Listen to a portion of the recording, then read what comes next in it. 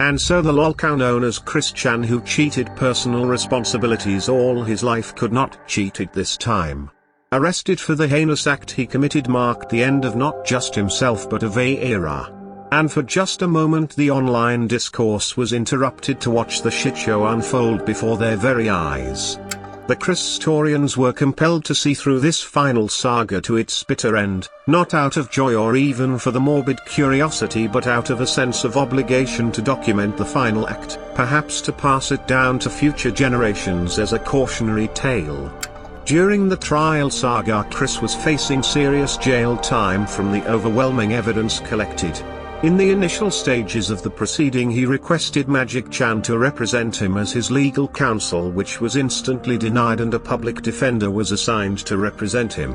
After months of deliberation the court ultimately came to a guilty verdict, but due to the defense's successful showcase of the convict's mental instability and psychotic delusions, Chris Chan was able to avoid prison and instead sentenced to live out the rest of his life in a mental institution to be treated for his psychosis.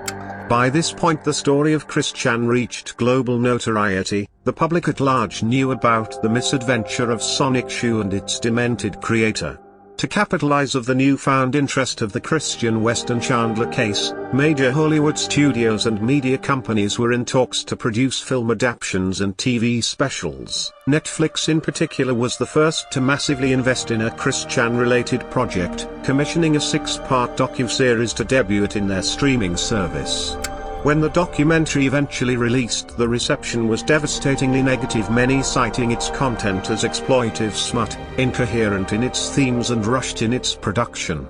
Subsequently all other Chris Chan-related projects were scrapped. Netflix would never fully recover from its association with its failed Chris Chan documentary.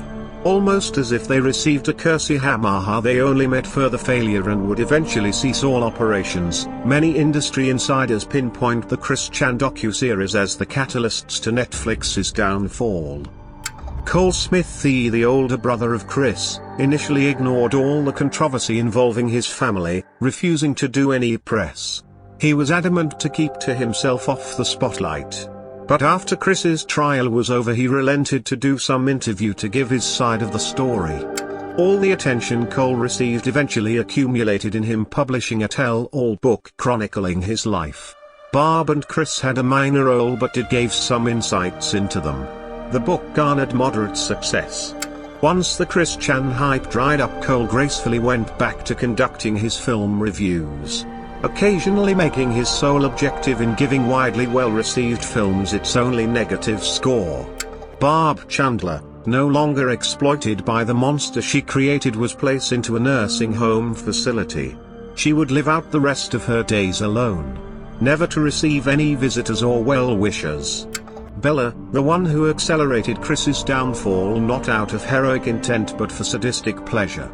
She will forever be marked in Chris history as one of the dumbest troll to have been involved in the Chris saga. Her infamy would be mocked by all, sealing her fate as a lolcow. Many called for her to face actual punishment for her terrible deeds.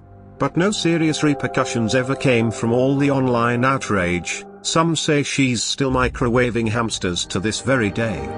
Chris Chan, now in his new world of complete isolation from the general populace and cut from most of his daily pleasures of video games, Legos, and pornography, made do with what little joy he could get by secluding himself further into delusion, making the treatments given to him have no actual improvements on his mental state. He would in the end be fully immersed in his own reality.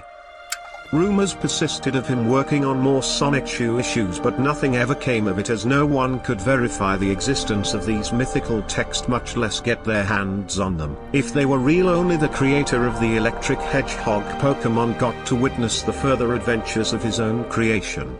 Christian Weston Chandler, the most documented person in history and now forever locked out from his very audience, Chris could no longer have the rest of his story chronicled. He would never complete his love quest, never be happy, and never learn from his wrongdoings, because Chris never changes.